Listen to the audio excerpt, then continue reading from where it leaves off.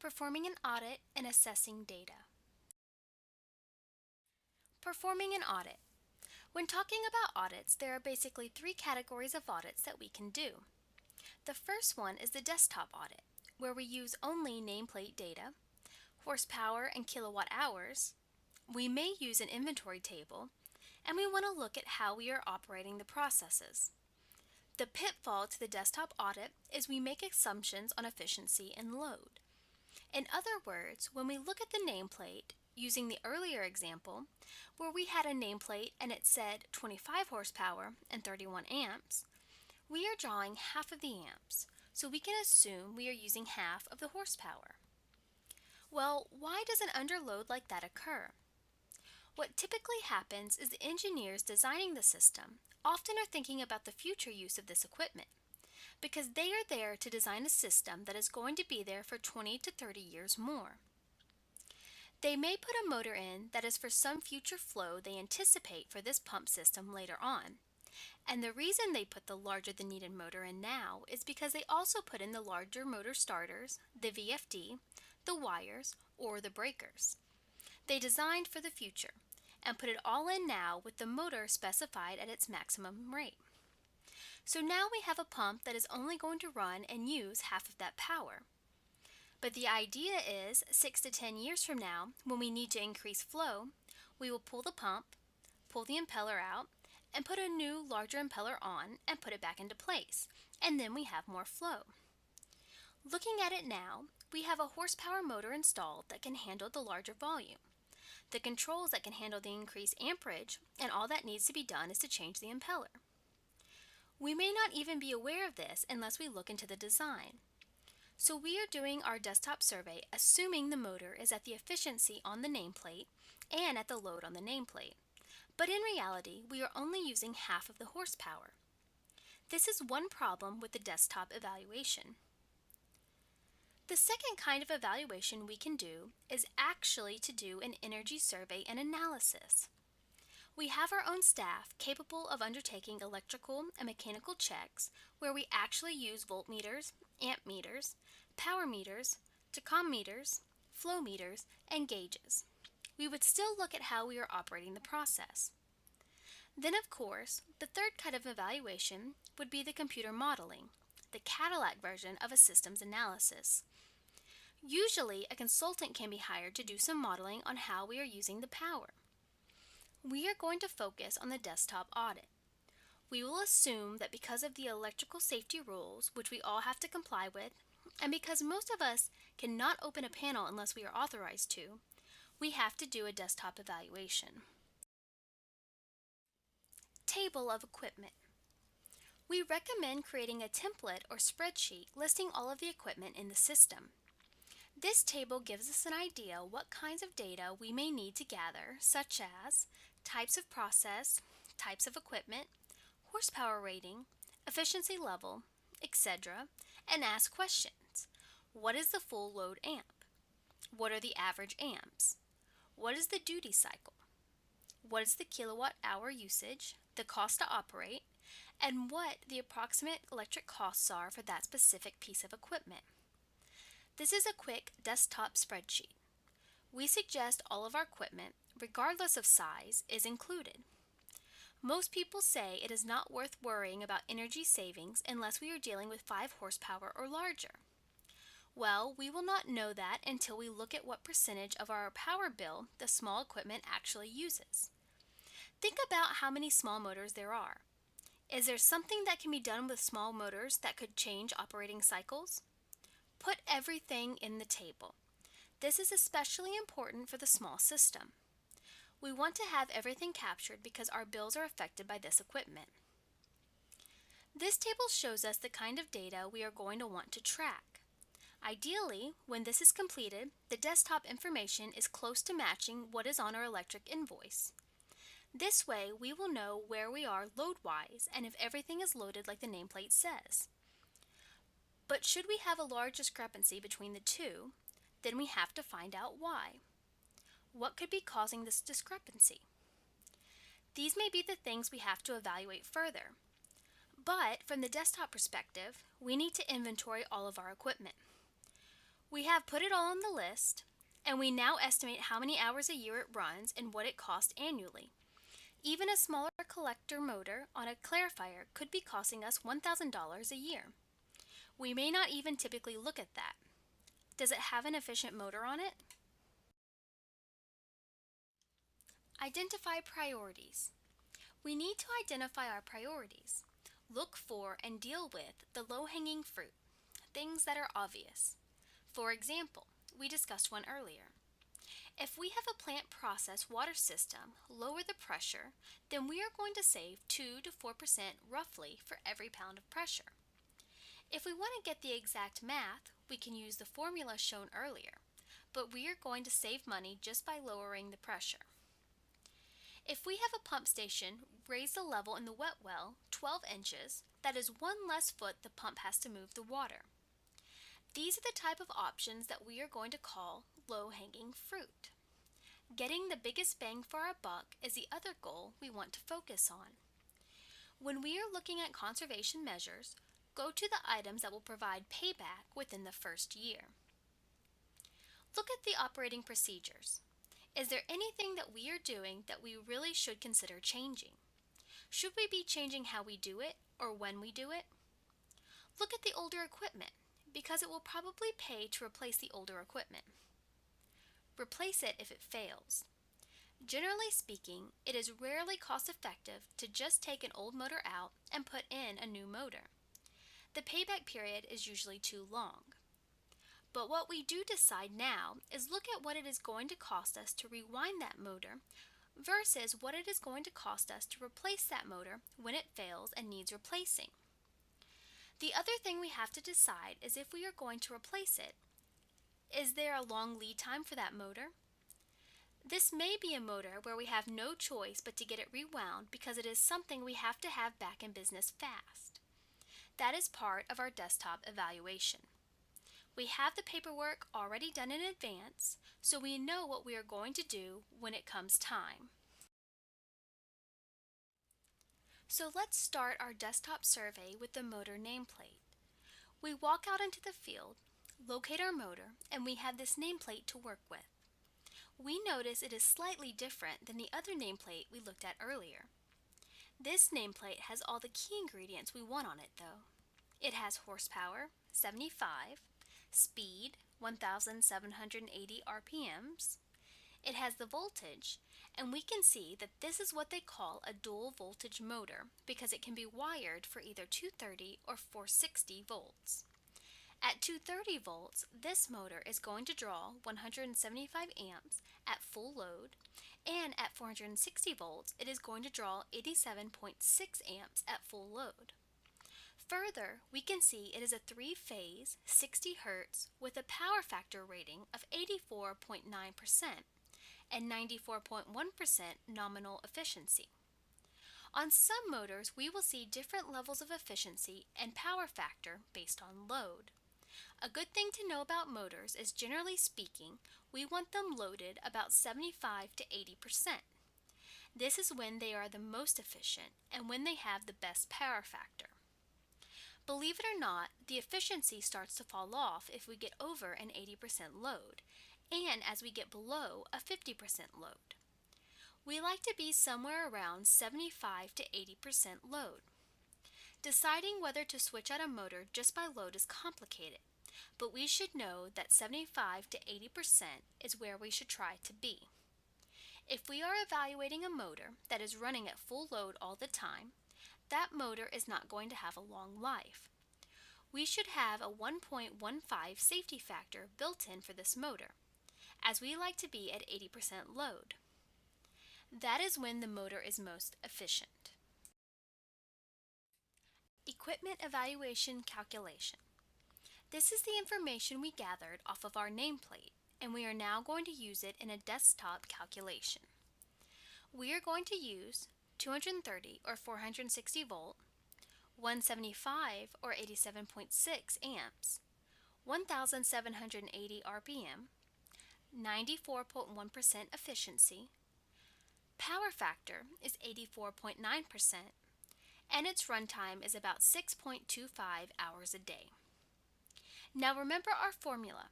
1.73 times volts times amps times power factor divided by 1000, which equals kilowatts. We have to know what the voltage is in the system.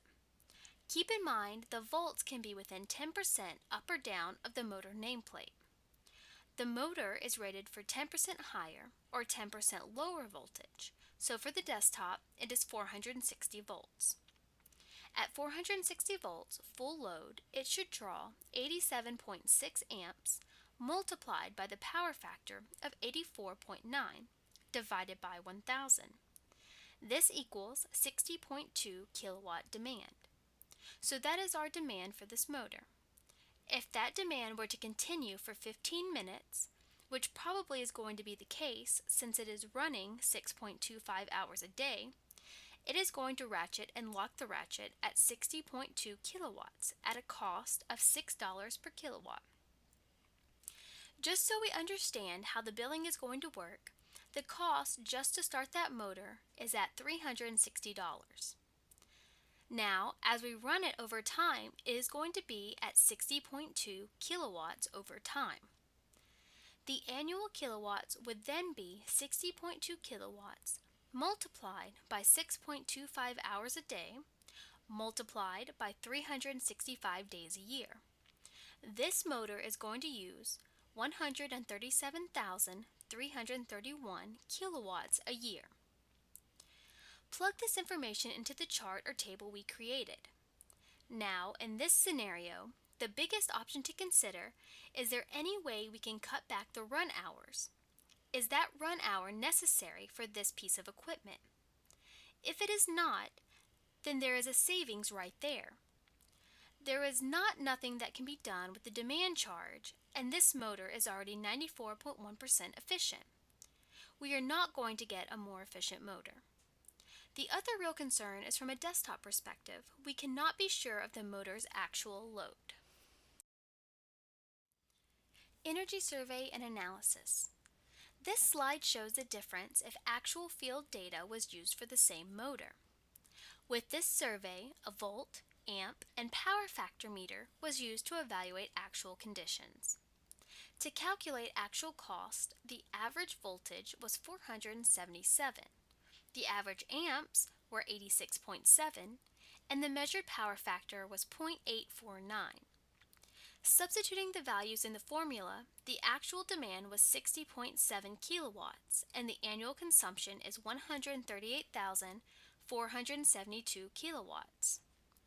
The nameplate said 87.6 amps at 460 volts. The three readings with the field check ended up with 86.7 amps, so the motor is just about at full load amperage. The amperage imbalance was 0.57%.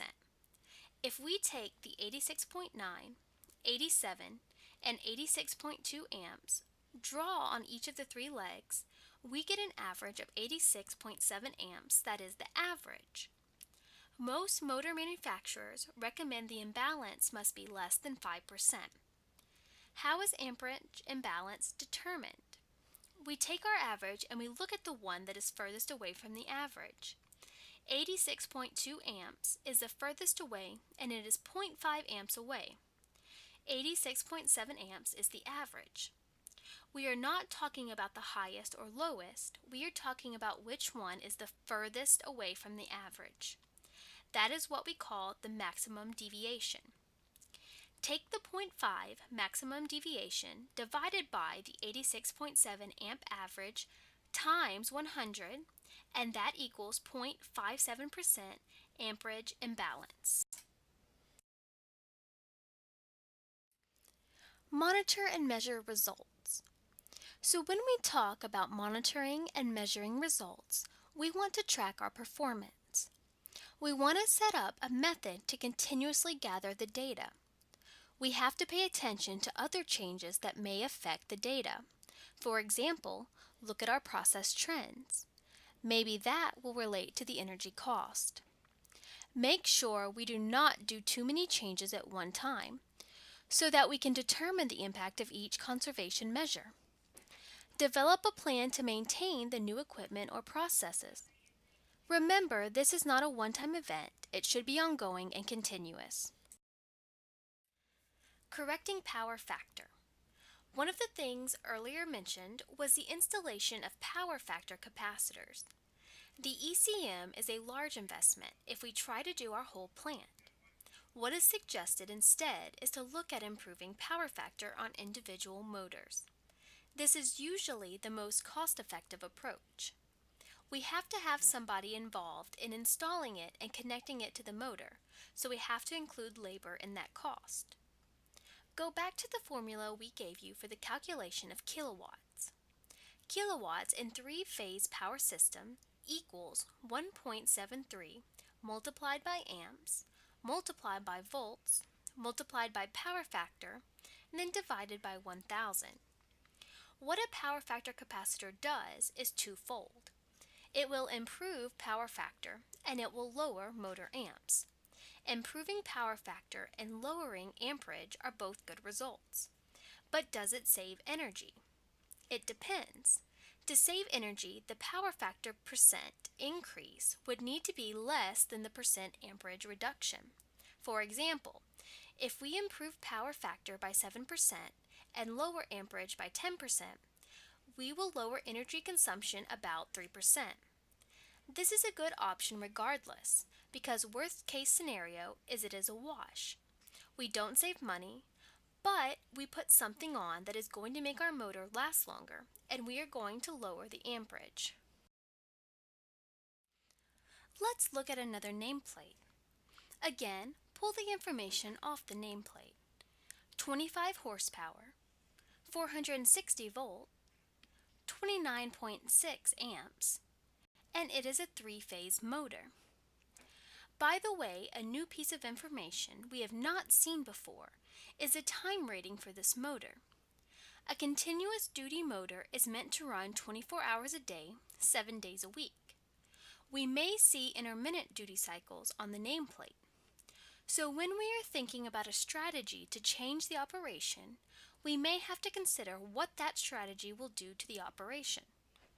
If that motor is meant to be running continuously, then starting and stopping it may not be suitable for this motor. Every time we start and stop a motor, we are drawing 8 to 10 times the amps on the nameplate to get started again. That high amp draw creates heat, so that motor has to be built to withstand that heat. When a continuous duty motor is running, it is cooling itself as it runs.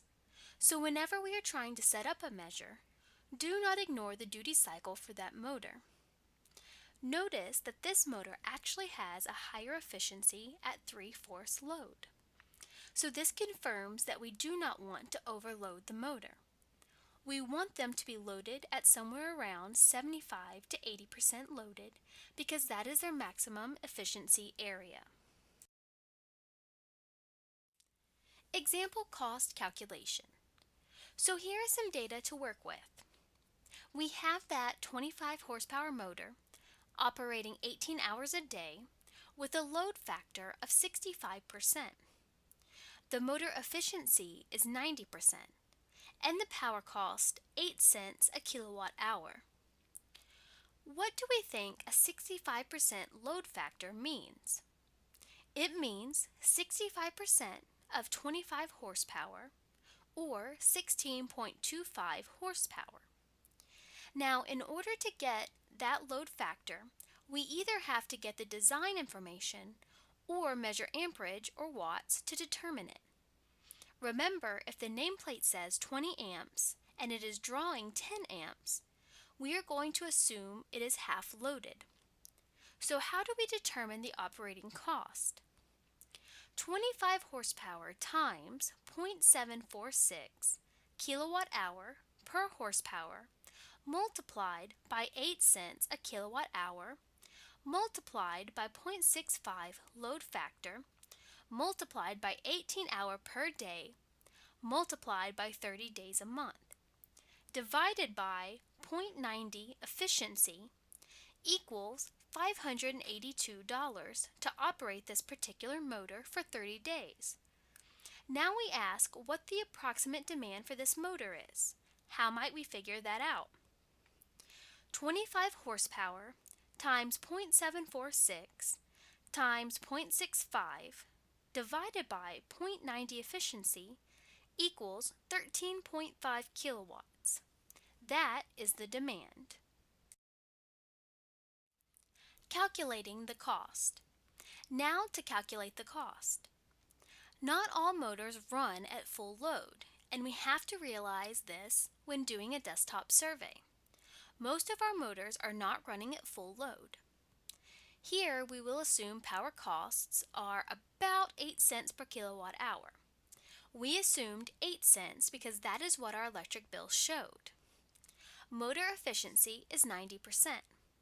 Load factor on the pump is 65%. Again, to summarize, it is the HP multiplied by 0.746 motor efficiency multiplied by the monthly hours multiplied by the load factor multiplied by the cents per kilowatt hour, which equals our monthly cost. Field survey and analysis. We are going to do a field survey instead of a desktop survey. This requires more skills and reliable instruments. It is a better survey because we are actually getting real numbers. There are certain things we need to know before we open any electric panel door. We are presuming the operator has had all the required safety training needed to access the panel, is authorized to use the instruments needed to do this, and that he is following the arc flash requirements to protect himself and other personnel. To take power measurements from the panels requires all of the above at a minimum. Once all precautions are met and the operator is wearing the required PPE, the panels can be accessed to take the power measurements. We need instruments to measure pressure, flow, volts, amps, watts, and power factor. These instruments need to be accurate and precise. If we are going to talk about changing pressures or head, for example, we need to know that the instruments we are using are reliable. We need to be able to convert those gauge readings into feet. Remember to use our horsepower formula, we need to know feet and flow. So, again, as a reminder, big red letters warning. You need to be a qualified electrician to use this equipment. The electrician will be going into live panels to take these measurements. You will need very specific PPE depending on our activities. Do not attempt to do this if you have not had the required safety training. So if you are stopped at a desktop, then that is where we stop. But if we are qualified to go into the field, then we should do that. So what test equipment do we need? Power meters, amp meter, voltmeter, or one meter that does it all. We may need tachometers to measure pump speed and calibrated flow meters. We need to have calibrated pressure gauges because again, we may be using this pressure gauge to make decisions that we are talking about. It is always best to use a new calibrated pressure gauge. Gauges that have been installed for some time may provide incorrect readings. It is good practice to have calibrated gauges that we use to take measurements when needed. When measuring power, it is best to measure with a power meter. This involves going into the electric panel. The power meter will give us exact volts, amps, kilowatts, and power factor. These are all the parameters needed to determine energy cost. Correlation with actual flow rate is useful if a flow meter is available, because we now can correlate flow to kilowatts.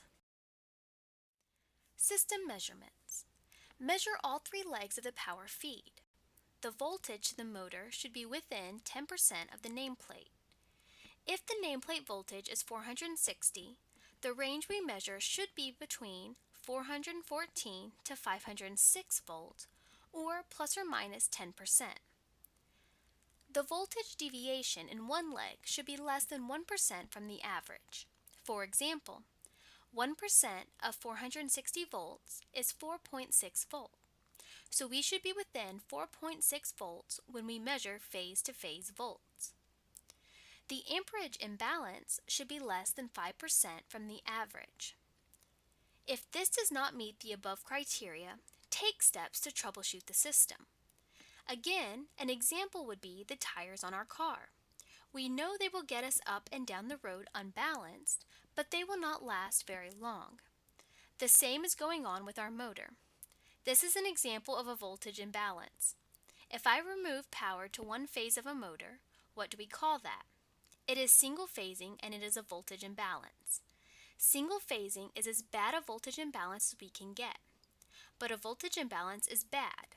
We know single phasing is bad. So we should try to take steps to find out where we are losing voltage. Why isn't the voltage what it's supposed to be? Is it a power company issue or is it an internal issue? Are the wires too small? Are the terminals dirty? Whatever the case may be, we have to evaluate and figure out why. Data to collect.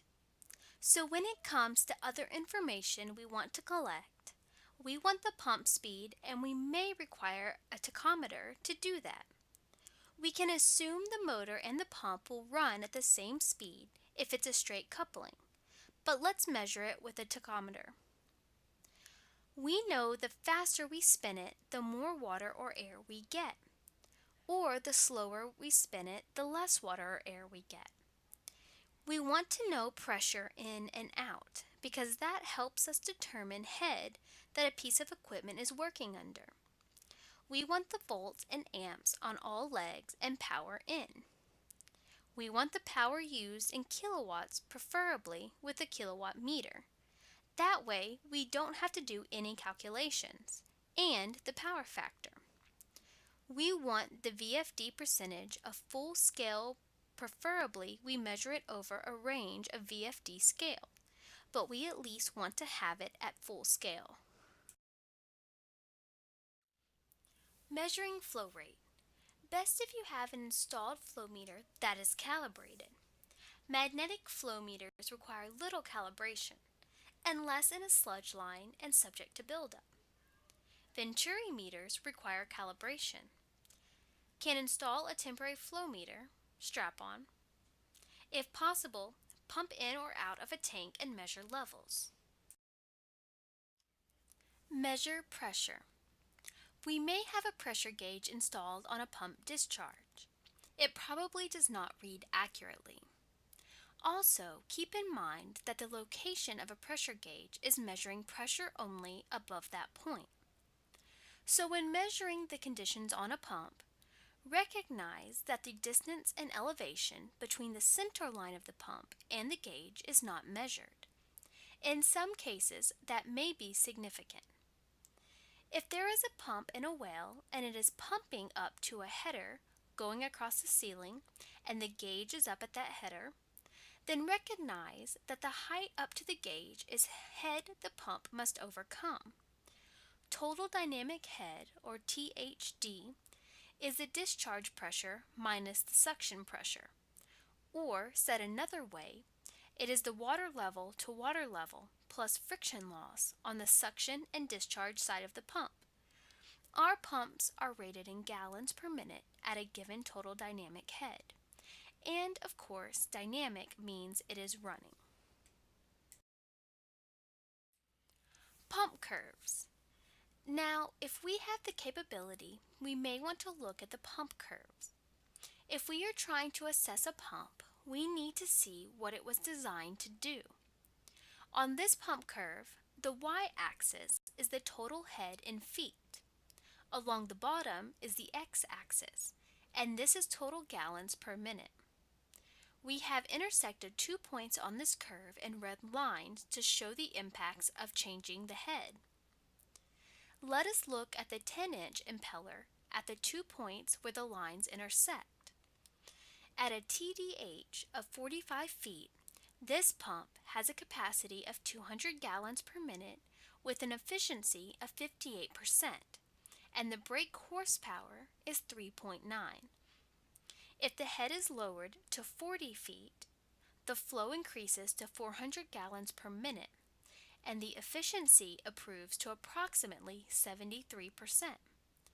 This clearly shows the impact of increased head on the pump flow and horsepower. Higher head, less flow. Less flow, less horsepower.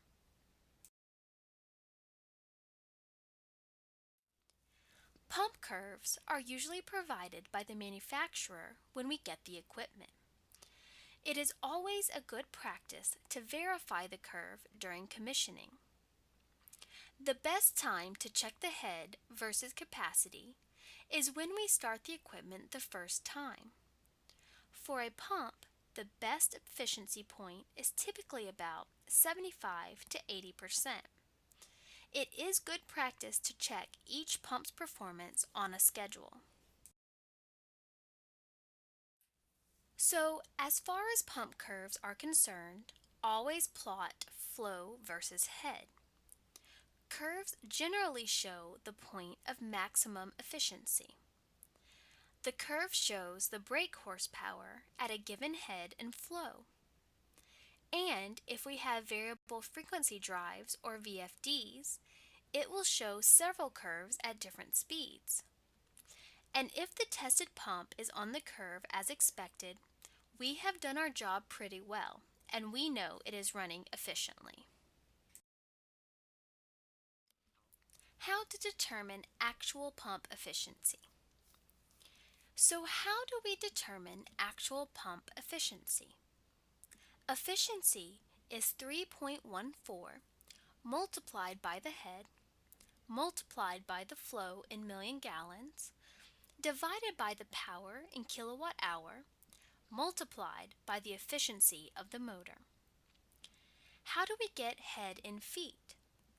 We can use pressure gauges or calculate from water elevation. It is better to use pressure gauges. We measure flow quantity with a flow meter or well volume calculations and drawdown. For power consumption, we use a watt meter, or we can calculate it using a clamp on amp meter and voltmeter. We can get motor efficiency from the manufacturer specifications. The point is, there isn't anything in this formula we can't get if we have the equipment. And most of this is data we need to calculate power consumption. So how do we calculate the theoretical pump efficiency? We have a raw sewage pump operating at a head of 30 feet. It draws down at 25 foot by 25 foot by 3 foot wet well with the inlet valve closed in 3 minutes. Now discuss this for a minute. In most places, we can't close the inlet valve, so we calculate a rise rate over time and we get an inflow rate gallon per minute. During the pump down period, the current draw on the 50 horsepower 460 volt motor was measured to be 63 amps. There isn't anything in this calculation that we cannot get. To calculate what our theoretical pump efficiency is, determine the flow quantity in million gallons. To calculate the flow in million gallons, we use 25 multiplied by 25 multiplied by 3 multiplied by 7.48 gallons per cubic foot divided by 1 million equals a volume of 0.014 million gallons. The power consumption in kilowatt hour is found by multiplying 1.73 times 460 volts times 63 amps times 0.81 power factor times 3 minutes per 60 minutes in an hour divided by 1000 equals 2 kilowatts per hour. So the efficiency of the pump is equal to 3.14 times the 30 feet of head times 0.014 flow mg divided by 2 power kilowatt hour times 0.90 efficiency motor. the power factor was taken from the motor nameplate.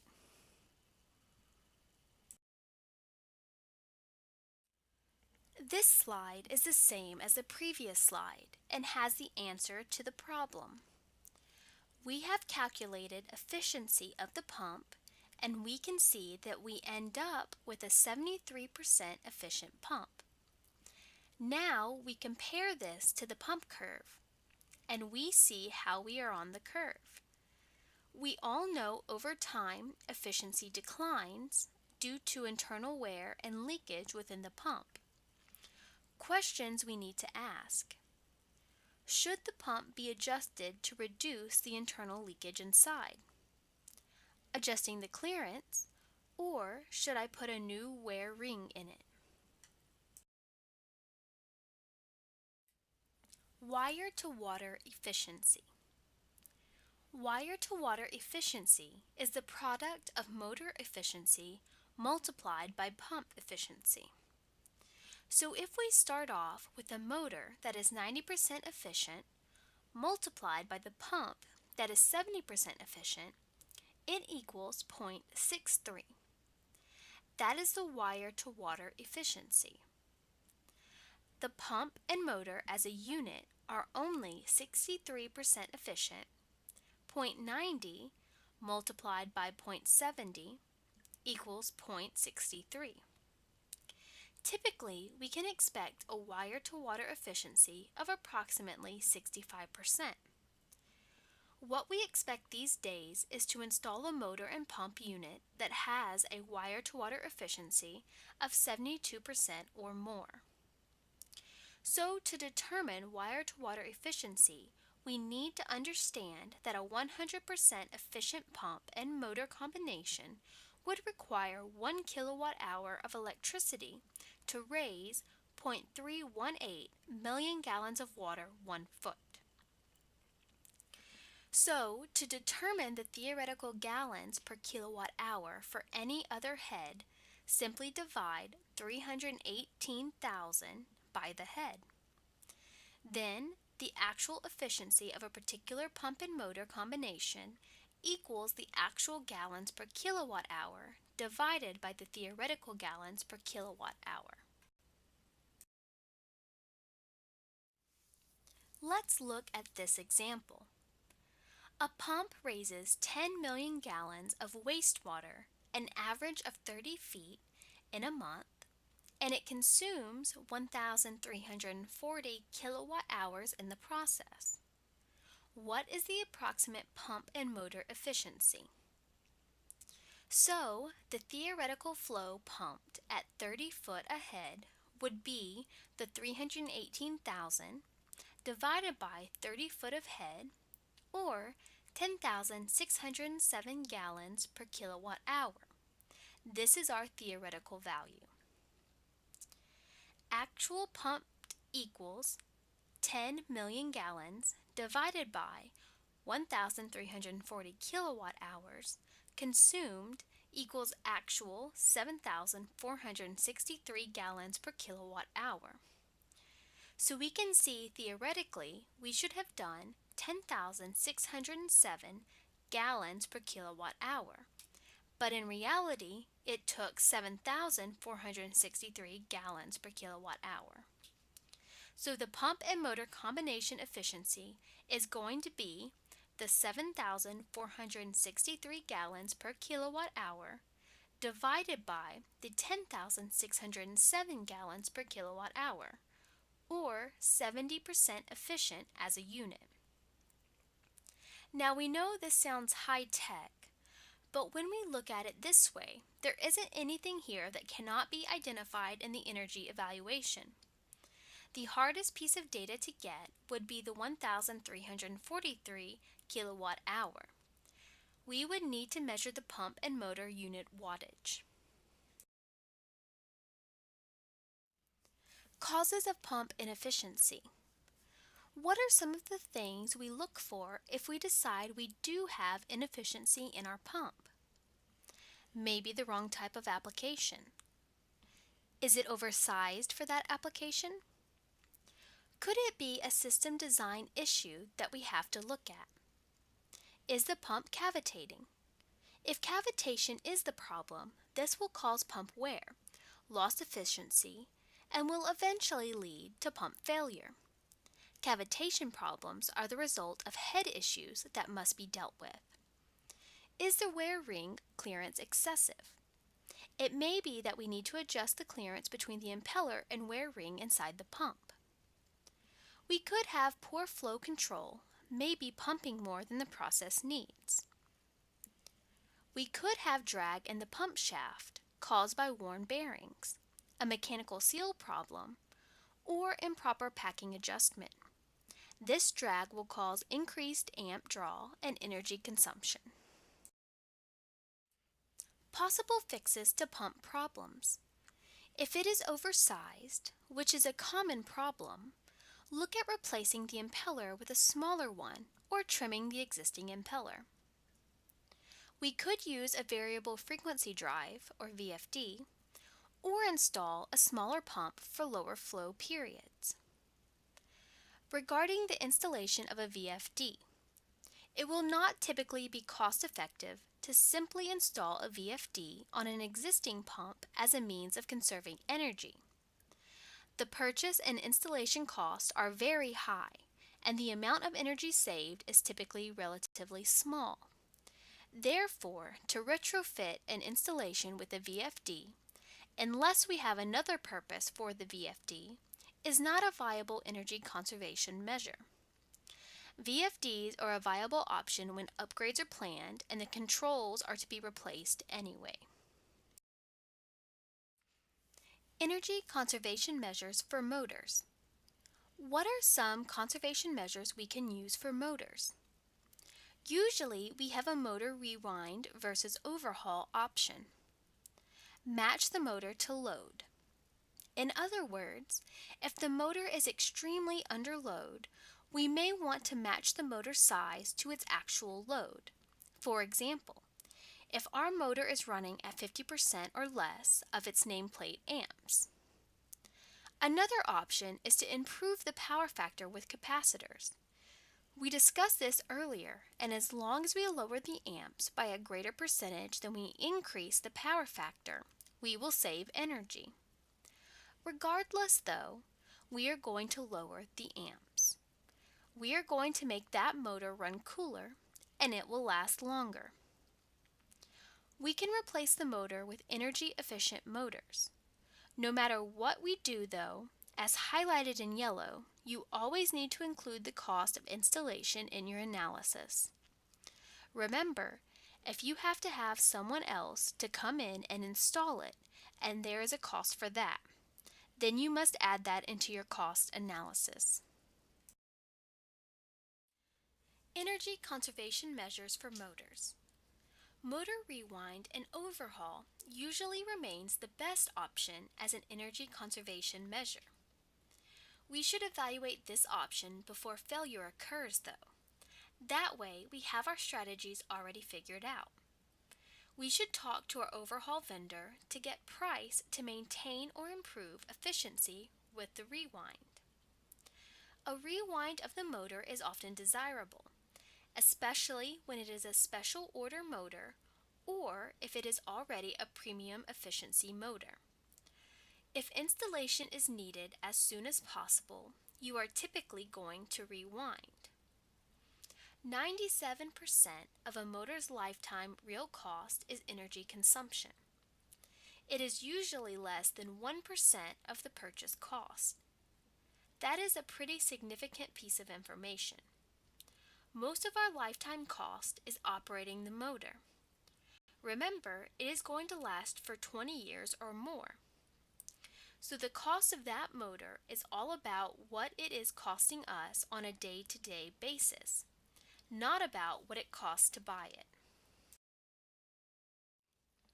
Let's look at an example of a motor rewind or overhaul evaluation. A 10 horsepower return sludge motor has failed. We have to make a decision, motor rewind or overhaul. The efficiency of the current motor is 88.5%, and a rewind will cost $700.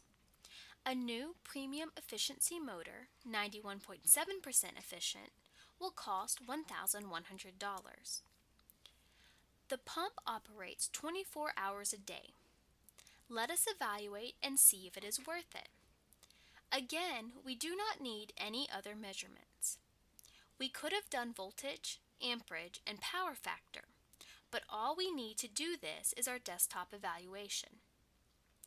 To operate the 91.7% premium efficiency motor that uses 8.1 kilowatts will annually cost $7,096.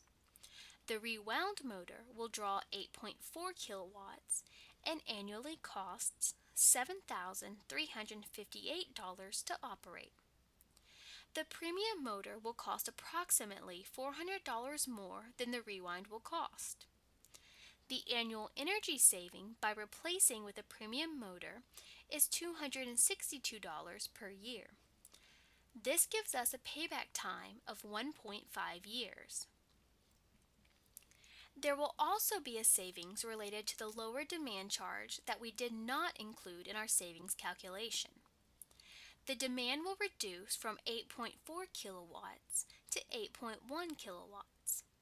That is a 0.3 kilowatt reduction at $5 per kilowatt. Do not forget we also did not include the cost of installation. Other considerations include the motor's life is 20 years or more. Is it a special order or off-the-shelf motor? And how soon is it needed? Again, when we are doing our desktop evaluation, we should have included these issues in our decision process.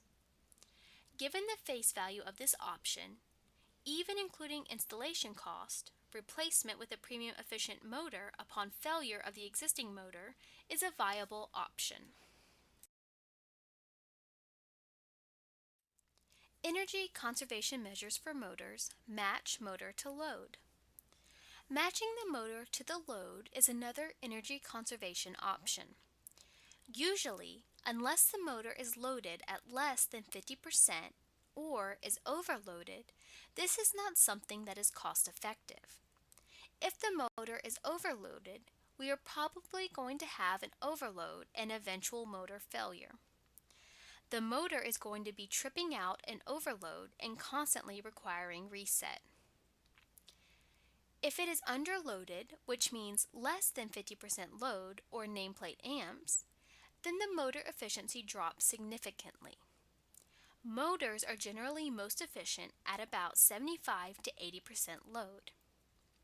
Power factor is also a consideration when underloaded, since the power factor goes down when a motor is underloaded. Designers sometimes oversize motors thinking about the future upgrades. Since you cannot tell simply by looking at the motor, it is best to do an amperage check to approximate the load. This is not something that is cost effective. Matching a motor to load again is usually a good option when motors are significantly oversized and underloaded. When the motor is moderately oversized and underloaded, plan to replace it when failure occurs. For motors that are properly sized but have a standard efficiency, complete your analysis and target the replacement motor load at 75%. Remember, with replacement, keep the RPMs the same. Let us calculate motor to load. A 10 horsepower motor is operating at half load 24 hours a day and is 88% efficient. A new premium efficiency 7.5 horsepower motor is 91% efficient and will cost approximately $900. First, a 10 horsepower motor that's half loaded is using approximately 5 horsepower. To determine the existing motor cost of a 10 horsepower at a 5 horsepower load is equal to 5 horsepower multiplied by 0.746 kilowatt per horsepower divided by the efficiency equals 4.2 kilowatts. The annual energy cost of running this motor 24 hours per day equals $3,679. To determine the cost using a new 7.5 horsepower, 91.7% premium efficiency motor, the annual cost to use a 7.5 horsepower motor running at 5 horsepower load would be $3,504. A new 7.5 horsepower premium motor will cost approximately $900. The annual savings of using the 7.5 horsepower motor would be $175 per year. The resulting payback period would be at least 5 years. There would be a small additional savings because of the lower demand, 4.2 kilowatts versus 4 kilowatts. But remember, the comparison does not include the labor to install.